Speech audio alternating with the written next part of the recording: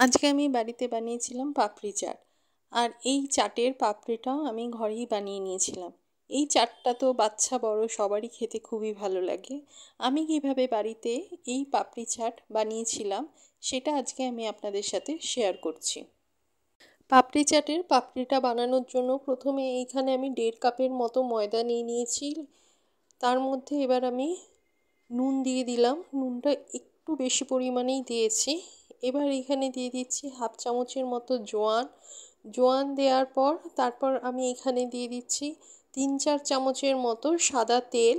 এবার সব কিছু আমি খুব ভালোভাবে ময়দাটার সাথে মিশিয়ে নিচ্ছি। সব কিছু মিশিয়ে নেওয়ার পর তারপর এখানে অল্প অল্প জল দিয়ে আমি ময়দাটাকে জাস্ট মেখে নেব। ময়দাটা কিন্তু মাখার পরে ঠাসবো না, যেরকম আমরা অন্যান্য লুচি পরোটার ময়দা মাখার পর ময়দাটাকে ঠাসি বা ময়দাটাকে একটু রেস্টে রেখে দিই, এইখানে কিন্তু তা করব না। জাস্ট একটু ময়দাটাকে আমি জল দিয়ে মেখে নিলাম। মেখে নিয়ে এরপর কিন্তু আমি ময়দাটা বেলতে শুরু করব। ময়দাটা এখানে কিন্তু আমি খুব শক্ত শক্তভাবেই মেখে নিয়েছি। এবার সারফেসের ওপর আমি সামান্য একটু তেল আগে বুলিয়ে নিলাম। তেলটা বুলিয়ে নেওয়ার পর যে ময়দাটা আমি মেখে রেখে দিয়েছিলাম সেখান থেকে একটা লেচি কেটে নিয়ে এখানে এবার আমি বেলছি।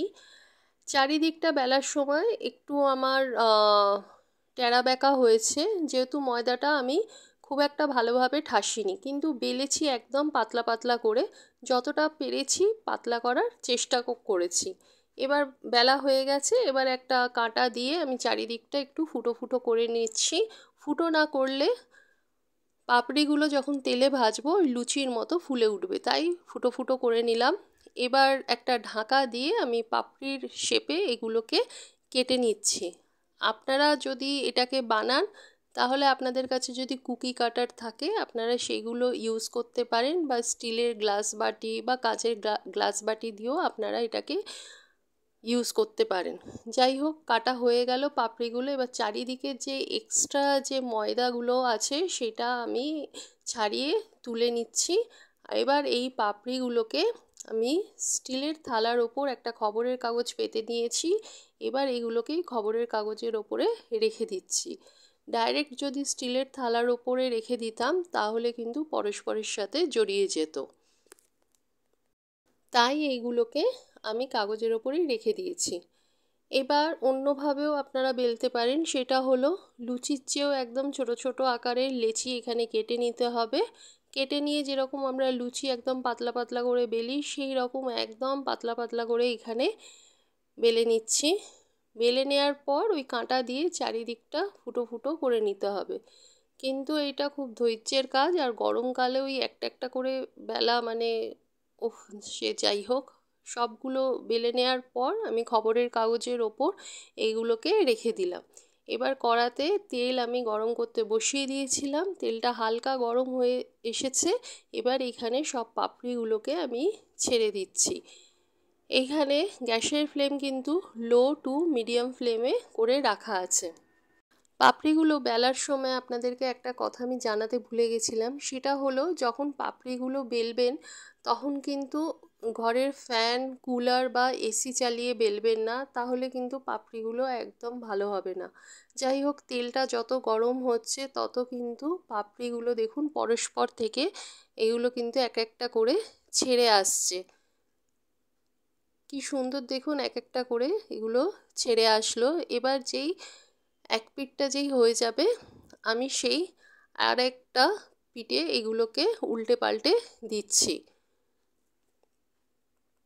পাপড়িগুলো উল্টে পাল্টে দেওয়ার পর এবার পাপড়িগুলোকে কন্টিনিউ নাড়াচাড়া করে লো টু মিডিয়াম ফ্লেমে এটাকে ভেজে যেতে হবে যতক্ষণ না পাপড়িগুলো খুব ভালোভাবে গোল্ডেন ব্রাউন হয়ে আসে। আমি অনেক সময় এমনি এক্সট্রা পাপড়ি ভেজে ঘরে রেখে দিই, এইগুলো শুধু মুখে বা চায়ের সাথে খেতে কিন্তু খুব ভালো লাগে। আর এইগুলো প্রায় মাসখানেকের মতো স্টোর করেও রেখে দেওয়া যায়। পাপড়িগুলো ভাজতে ভাজতে দেখুন অনেকটাই কালার চেঞ্জ হয়ে গেছে।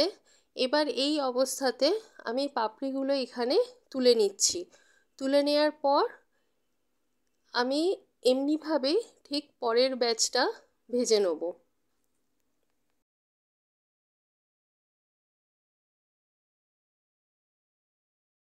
ফার্স্ট ব্যাচের পাপড়িগুলো ভেজে নেওয়ার পর তারপর আমি এখানে আপনাদের জাস্ট একটু দেখিয়ে দিচ্ছি যে পাপড়িগুলো কতটা কুরকুরে হয়েছে।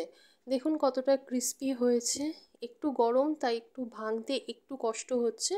যাই হোক, এবার চাটটা বানানোর জন্য প্রথমে আমি এখানে কিছুটা পরিমাণে টক দইয়ের মধ্যে 1 চামচের মতো চিনি দিয়ে এটাকে ভালোভাবে ফেটিয়ে নিয়েছি। চিনিটা কিন্তু অপশনাল।